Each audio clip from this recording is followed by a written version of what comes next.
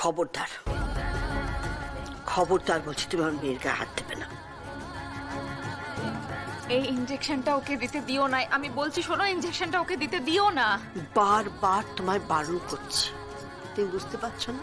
নাকি বারণ কথাটার অর্থ তুমি বোঝো না? হ্যাঁ বুঝি, কিন্তু তার সাথে এটাও বুঝি একজন পেশেন্টের চিকিৎসা কিভাবে করতে হয়।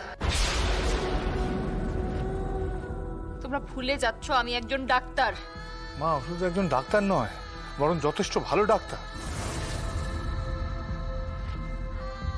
আর কেউ না জানো, তুমি তো জানো না তোমার কিভাবে মৃত্যুর মুখ থেকে ফিরিয়ে এনেছিল, তুমি জানো না?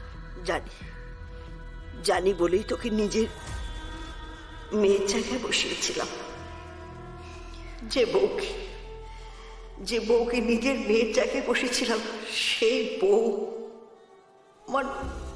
আমার মেয়ের কি অবস্থা করে সেটা তুই দেখতে পাচ্ছিস তো? দেখতে পাচ্ছি মা, তাই তো বলছি আরো বড় কোনো ক্ষতি যাতে না হয়ে যায় সেই জন্যই বলছি ওকে দেখতে দাও, আর ওর থেকে একবার চিকিৎসা করতে দাও। আচ্ছা পারো, তুমি বলো তো কি হয়েছে, কেন ইঞ্জেকশন দিতে বারণ করছো, বলো না।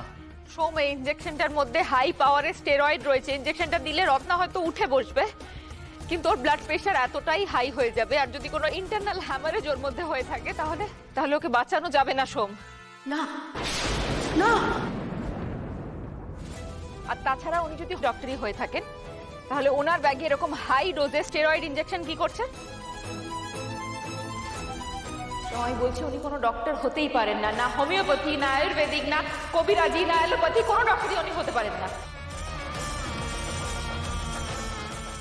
এই, আপনি কোথা থেকে পাশ করেছেন? আপনার রেজিস্ট্রেশন নাম্বার কি বলুন তো? ভাই বলুন, কি আমার বোনকে নিয়ে আর কি হচ্ছে?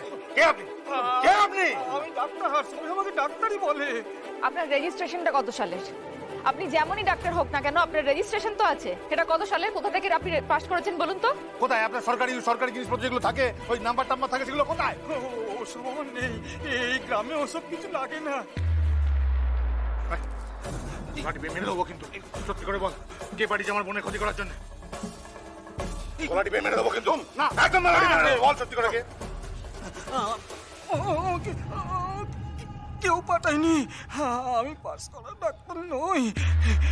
একটা ডাক্তারের কাছে 5 মাস কাজ করতাম, আর ওই নিজে বই পড়ে কিছু শিখেছি। এই গ্রামে তো ডাক্তার নেই, সবাই আপদে বিপদে আমাকে ডাকে।